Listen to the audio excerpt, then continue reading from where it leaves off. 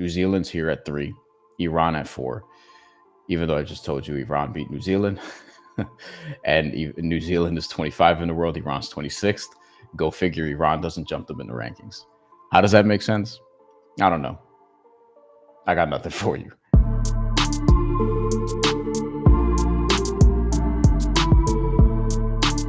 I want to take this region by region, and we'll end with Europe. Actually, should probably start with Europe. Let's start with Europe because Europe.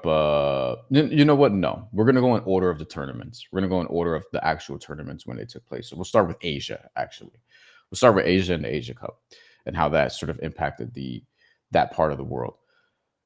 The Asia Cup tournament. So Australia obviously gets factored into this. Australia is part of Asia as it relates to FIBA competitions, as is New Zealand, so on and so forth, like that whole region. And Australia wins barely, barely. China did a really good job of pushing them in the championship. Let's actually see. So in the Asia Cup tournament, because this actually ended early. This is already a month old, and I feel like I was just talking about this. Here's a look at the bracket, the knockout stage bracket, and then we'll get back to the rankings. And we're going to do this for every region. So Asia, we'll go to Africa real quick. We'll do the Americas, and then we'll end up on Europe. Europe will probably get the most time because they had the biggest tournament. They had the most teams moving around, so on and so forth. Europe is just like they have the biggest competitions of all of the regions.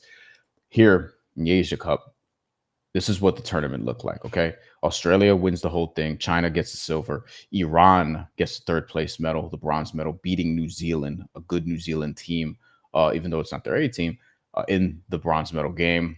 No one really bought their AAA team into this tournament. And then in the semifinals, that's how that sort of shook out. Australia beat the hell out of Iran, and then China beat New Zealand by 14 points as well. South Korea made a good run in this tournament. They lose in the quarterfinals. So the Chinese Taipei, Philippines got to the quarterfinals, lost to Australia. Wasn't as competitive, but they ended up accounting well for themselves after all. I thought they were a team that could medal. They did not, but they got to the quarterfinals. And then other than that, you have Lebanon, who they were projected to go a little further than they did. They lose in the quarterfinals. Wael Arakji wasn't able to play because of an injury, even though he was active and on the active roster. But they decided to hold him out. I believe it was a shoulder injury, if I'm not mistaken. So back to the rankings.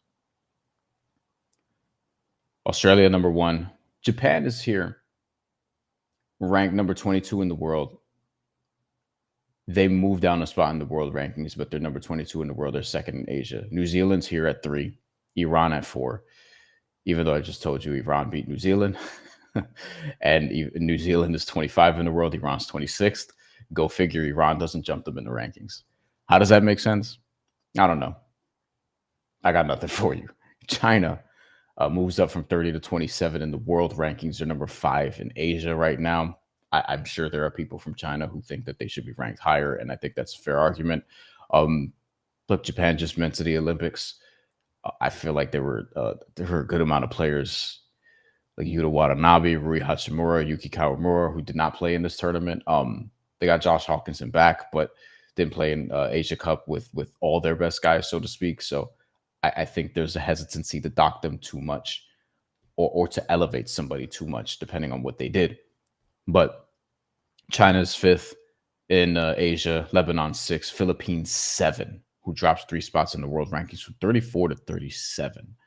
Jordan 8th in the world rankings, who dropped 3 spots also from 35 to 38. We'll get to some of the maybe some of those deeper ranking movements later on. Perhaps we'll see how much time we have. South Korea, number 9 in Asia, 56th in the world, and then Saudi Arabia makes a jump. 1 spot in the world rankings to 64, but they're 10th. Chinese Taipei, 67th, jumped up 6 spots.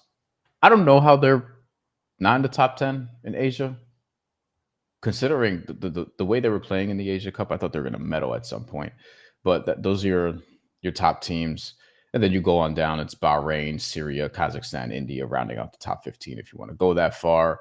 Guam, Qatar, Indonesia, Iraq. Now you're getting to, teams that don't always qualify for these tournaments. Thailand, Palestine, 21st, Mongolia, 22nd. so on and so forth. So Palestine, actually, of these 21 teams, is the last of these 21 teams that's in the world top 100. So they're 98th right now. Okay, let's go to Africa.